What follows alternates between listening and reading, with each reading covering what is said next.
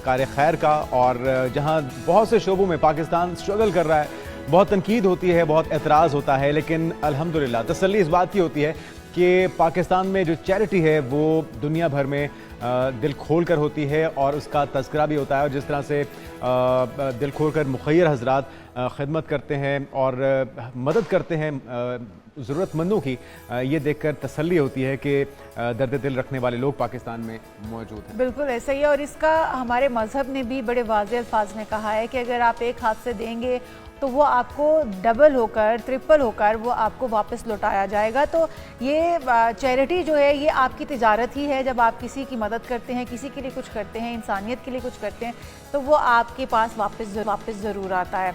आज क्योंकि आलमी दिन है ये और पूरी दुनिया में मनाया जा रहा है चैरिटी डे, तो हम भी इसी हवाले से उन जगहों, उन इदारों को, उन लोगों को सामने लाना चाहते हैं या उनकी बात करना चाहते हैं, उनको खिराज तहसीन पेश करना चाहते हैं जो कि इस काम को लेकर चल रहे हैं। और बहुत सारे लोग उससे वाबस्ता हैं जिनका रोज़गार भी चल रहा है, या फिर जो मुश्किल घड़ी में हर जगह पर पहुंच जाते हैं। बिल्कुल। और अक़वाम मुत्तहिदा की अगर बात की जाए जनरल असम्बली की, तो उन्होंने 2012 में हर साल मदर टेरेसा के यौम वफ़ात पर यह दिन मनाने की करारदाद मंजूर की थी। और आज जिस तरह से इरशाद ने बताया है कि वर्ल्ड चैरिटी डे है और इस दिन को मनाने का मकसद बुनियादी तौर पर बैनुल-अक़वामी सतह पर कार्य खैर और इससे वाबस्ता गैर सरकारी तंजीमों, शख्सियात की हौसला अफजाई करना और फिर कार्य खैर के फ़रोग के इक़दाम करना है। और यूँ 2013 में इस दिन को मनाने की इब्तिदा हुई थी। और जब चैरिटी की बात हुई शायद ख़ासतौर पर पाकिस्तान में, तो आप अल खिदमत फाउंडेशन को बिल्कुल भी इग्नोर नहीं कर सकते। उसके जो काविशें हैं, जो उनकी खदमात हैं, उन्हें नज़रअंदाज करना मेरे ख्याल में ज़्यादती होगी। तो इसी सिलसिले में हमारे साथ आज गेस्ट भी मौजूद हैं स्टूडियोज़ में। ज़िक्रुल्लाह मुजाहिद साहब जो कि नायब सदर हैं अल खिदमत फाउंडेशन के, आपको वेलकम कहेंगे पाकिस्तान मॉर्निंग में। ज़िक्रुल्लाह साहब यकीनी तौर पर खिराज तहसीन के लायक हैं। आपके जो तमाम रहनुमा भी हैं, जो आपकी पूरी टीम है, जिस तरह से आप हर मौके पर, हर आफत में पाकिस्तानियों की मदद करते हैं, और सिर्फ पाकिस्तान में नहीं, अब तो ये सिलसिला पूरी दुनिया में फैल चुका है।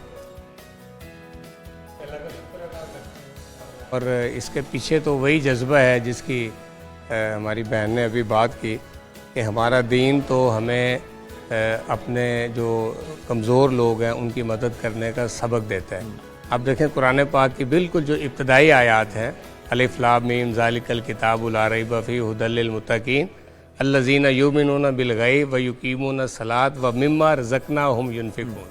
तीन बातों की अल्लाह ने बात की कि भी जो हदायत याफ्ता वो लोग हैं, या कुरान से हदायत वो ले सकते हैं कि जो एक तो मेरे ऊपर ईमान लाते हैं, नमाज़ पढ़ते हैं और जो कुछ रिस्क दिया है उसमें से वो करते हैं। आप अंदाज़ा करें कि इतनी बात हमारे रब ने हमारे लिए की। ज़ीरुल्लाह साहब, थोड़ा सा ये ज़रा बताइएगा हिस्ट्री, सिलसिला कब से शुरू हुआ? अल खिदमत फाउंडेशन का आगाज़ तो यकीनी तौर पे जो आपके करता धरता हैं उनकी तरफ से हुआ, लेकिन उसके बाद इसको फैलाने में चैलेंजेस क्या रहे?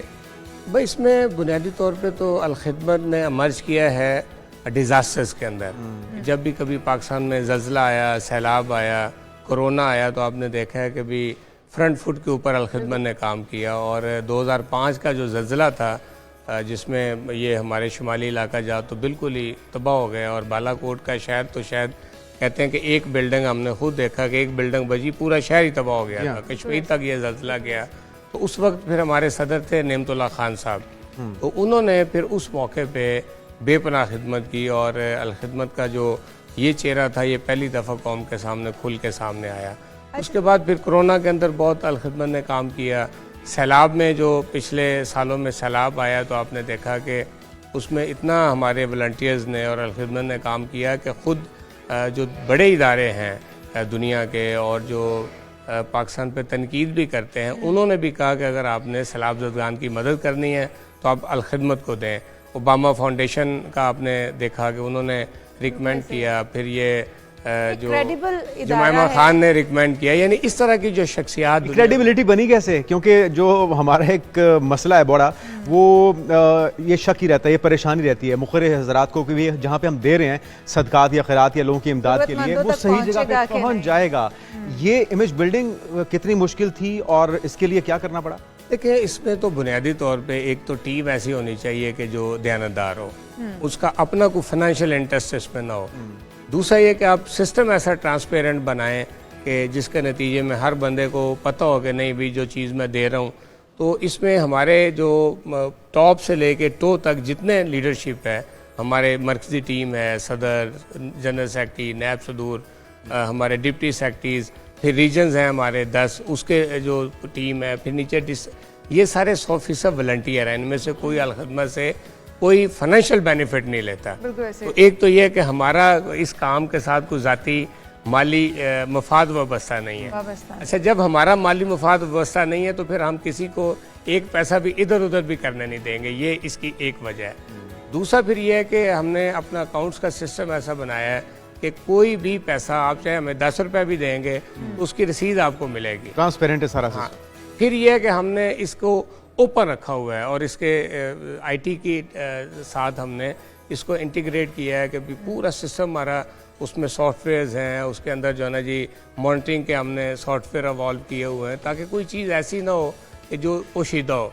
अगर आपने हमें दिया है कि ये मेरा एक गाय का हिस्सा है, आप इसको ज़िबा करके लोगों में तकसीम कर दें, हम रियल टाइम आपको ये बताने की पोजीशन में होते हैं कि भी आपकी गाय जो है फलां जगह पे फलां वक्त में ज़िबा हो गई है और इस इलाके में तकसीम हो गई है। तो इस तरह का ये सिस्टम है। अल-खिदमत फाउंडेशन की क्रेडिबिलिटी ही तो उसकी पहचान है और फिर उसकी तरक्की में बहुत किरदार है उसकी क्रेडिबिलिटी का।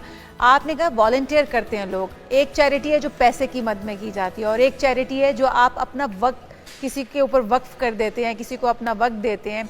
जैसे हमने देखा कि डॉक्टर रुतफाओ थी, उन्होंने पाकिस्तान के लिए अपने आप को वक्फ कर दिया, वो भी एक चैरिटी थी, वो पैसे से नहीं कर रही थी, वो अपनी ज़ात को इन्वॉल्व करी थी। आपने कहा बहुत सारे वॉलंटियर आपके साथ हैं, तो वॉलंटियर जो लोग वो कोई भी आके आपके पास कह देता है कि हम आपके इस ऑर्गेनाइजेशन का हिस्सा हैं, काम करेंगे?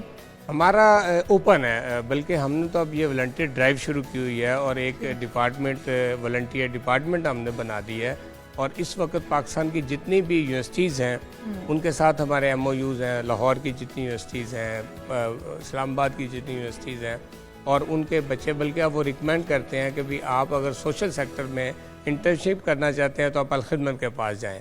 तो बच्चे एक बड़ी तादाद है, अगर हमारे दफ्तर आए तो वहाँ आपको एक रौनक नजर आएगी। अच्छा, ये जो बच्चे और बच्चियां वहाँ आके इंटर्नशिप भी कर रहे हैं। इस तरह से जो भी हमारी ट्रेनिंग कोर्स है कोई और कितने दिनों पे होता है? देखिए हमारे 7 एरियाज हैं जिसमें हेल्थ भी है, एजुकेशन भी है, डिजास्टर मैनेजमेंट भी है, रेस्क्यू वगैरह भी होगा, रेस्क्यू है, साफ पानी के मंसूबे हैं, इस तरह से बनो-काबल प्रोग्राम है, हमारी समाजी खिदमात हैं, हेल्थ का बहुत बड़ा सेक्टर है।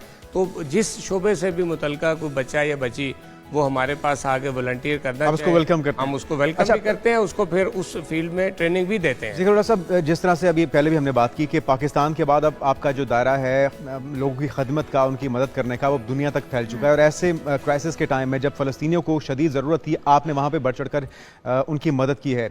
क्या क्या कोशिशें अब तक कर चुकी है अल-खिदमत फाउंडेशन फ़लस्तीनियों के लिए?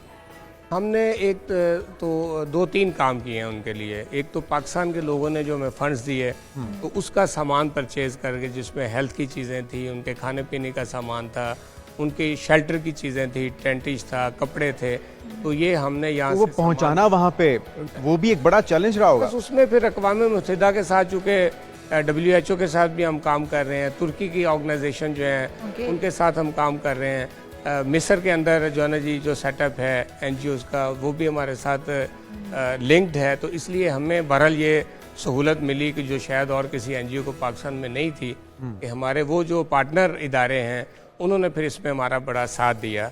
और रेड क्रिसेंट आप देखें कि हलाले अमर दुनिया का बहुत बड़ा इदारा है, तो शुरू में तो फिर जितना सामान यहाँ पे जाता था कोलैबोरेशन के साथ वो मिस्र हम भेजते थे और फिर रेड क्रिसेंट की कोलैबोरेशन से बाय रोड, समुद्री रास्ते से या फिजाई रास्ते से कैसे? इसमें 5 हमारे जो हैं जहाज़ वो तो एयर शिप गए हैं और उसके बाद 3 फिर बहरी जहाज़ अब तक जा चुके हैं।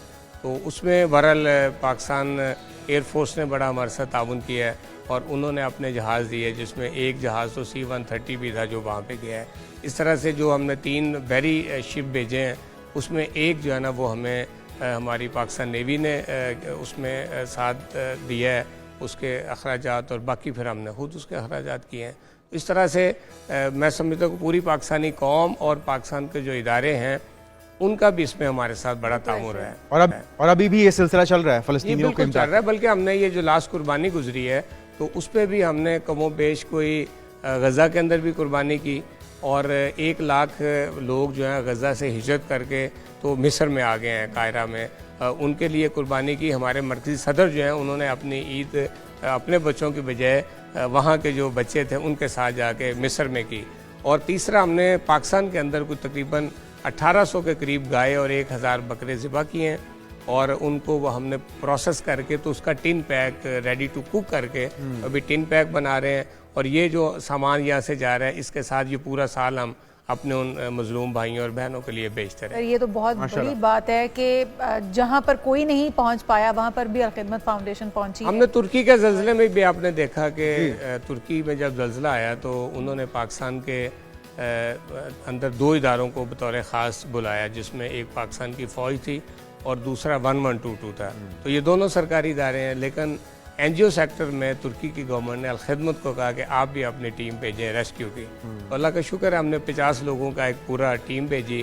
तुर्की गवर्नमेंट के खर्च पे हमारे लोग वहाँ पे गए और इतना अच्छा उन्होंने काम किया कि ख़ुद तुर्की की गवर्नमेंट ने ना सिर्फ उसको रिकग्नाइज़ किया बल्कि जो उनके सदर हैं उन्होंने अपना जो सबसे बड़ा सिविल अवार्ड है वो भी अल-खिदमत को दिया, जो फिर बाद में हमारे लोग। ज़िक्र साहब, ये क्या माइंडसेट है? क्योंकि पाकिस्तानी अवाम की अगर बात की जाए तो हर बंदा ही ये कोशिश करता है कि वो टैक्स ना दे और हुकूमत मुख्तलिफ हरबे इस्तेमाल करती रहती है किसी तरीके से हुकूमती ख़जाने में कुछ लोग जमा करा दें।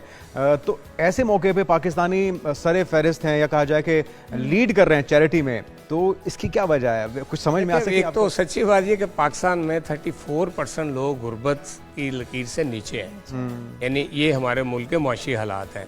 बिजली के बिल तो अब मुझे और आपको देना भी मुश्किल हो गया, आगे सुई गैस का टिका भी लगेगा, सर्दियाँ आ रही हैं। इन हालात में भी सच्ची बात यह है कि जितना वार्मली हमारे लोग इन्वॉल्व होते हैं और चैरिटी करते हैं, मैं तो सलूट करता हूँ अपनी कौम को। जो दूसरा मसला है, अब ज़ाहिर है ये तो हमारा चूँकि पॉलिटिकल इशू है, इस पे मैं क्या कमेंट्स करूं, लेकिन मेरा अपना एहसास ये है, मेरे ख्याल में इसकी वजह यही है कि असल चीज वो है कि सही जगह पे लग रहा है या नहीं लग रहा। लोगों को अगर डाउट रहता है, आपको अगर ये एतमाद हो कि जो मैं टैक्स दे रहा हूँ ये मेरे ऊपर खर्च होगा, जरूर देंगे। लेकिन जब हम देखें कि भी ना हमें हेल्थ मिल रही है, ना तालीम मिल रही है, ना हमें पीने का साफ पानी मिल रहा है, तो ज़ाहिर है फिर लोग हेजिटेट करते हैं। तो मैं समझता हूँ कि अगर गवर्नमेंट ये चाहती है कि ये कौम की जो चैरिटी में तो दुनिया में सबसे आगे होती है, अभी गजा के लिए, सैलाब के लिए आप देखें, अभी बांग्लादेश में सैलाब आया है तो पाकिस्तान से हम उधर बेच रहे हैं, लोग हमारे पास आए हैं कि जी हमारे बांग्लादेश के भाई हैं, उनके लिए हम चाहते हैं और चेक हमें दे रहे हैं। तो जो कौम जो है इस तरह से पैसा खर्च करने के लिए तैयार हो, वो अपने मुल्क को खड़ा करने में क्यों तैयार नहीं होगी? वो तैयार होगी, लेकिन हमें उनके ऊपर कॉन्फिडेंस बिल्ड करना होगा कि भाई आपके पैसे जो है उससे आपको रिलीफ मिलेगा, आपको सहूलतें मिलेंगी। लेकिन अगर मुझे और आपको सहूलत ना मिले तो फिर ज़ाहिर मैं भी अवॉइड करूंगा टैक्स देने से। आप बच्चों के लिए भी अल-खिदमत फाउंडेशन ने बड़ा काम किया। मैं आशियाना का विजिट करके आई थी और मैंने जब वहाँ गई हूँ तो मैंने जो बच्चे थे वहाँ पर बेसहारा, और जिस तरह से उनको तालीम के भी इंतज़ामात हो रहे हैं, और वो सारी एनर्जी जो है, मुझे वो लगता है कि वही दुआएं जो है अल-खिदमत फाउंडेशन की कामयाबी की वजह भी है। जो यतीम बच्चों का काम है ये अल-खिदमत ने 2005 के ज़लज़ले के बाद शुरू किया, जब बहुत बड़े पैमाने पे हलाकतें हुई और कई बच्चे यतीम हो गए। तो हमारे नेमतुल्लाह खान साहब और जो हमारे मौजूदा सदर हैं डॉक्टर प्रोफेसर हफीज़ुर रहमान साहब और काजी हुसैन अहमद साहब उस वक्त जमात इस्लामी में थे, उन्होंने ये तवज्जो दिलाई कि यार अल-खिदमत इस पर काम करे। तो फिर हमने अटक के अंदर अपना पहला आगोश बनाया। तो अब हमारे 22 आगोश हैं जहाँ बच्चे, यतीम बच्चे को हम नर्सरी में ले लेते हैं और मैट्रिक तक उसके सारे अखराजात अल-खिदमत पे करती है, उसकी तालीम, खाना। बिल्कुल आगोश मैं मिस कर गई हूँ, आगोश। तो इस तरह से दूसरा हमारा ऑर्फन फैमिली सपोर्ट प्रोग्राम है जिसमें बच्चा अपनी मदर के घर में ही रहता है उसके पास, और हर महीने उसकी माँ के अकाउंट में हम पैसे भेजते हैं। तो ये 30,000 इस वक्त ऑर्फन बच्चे हैं जिनकी अल-खिदमत। बहुत ही ज़बरदस्त काविशें हैं और इसी तरह से लोगों की खिदमत करते रहिए। और एक ज़बरदस्त प्लेटफॉर्म है खिराज तहसीन के लायक कि आपकी तमाम टीम, आपके जो मुंतज़मीन हैं, जो आपके बुनियाद रखने वाले हैं, तमाम हजरात के लिए सल्यूट है।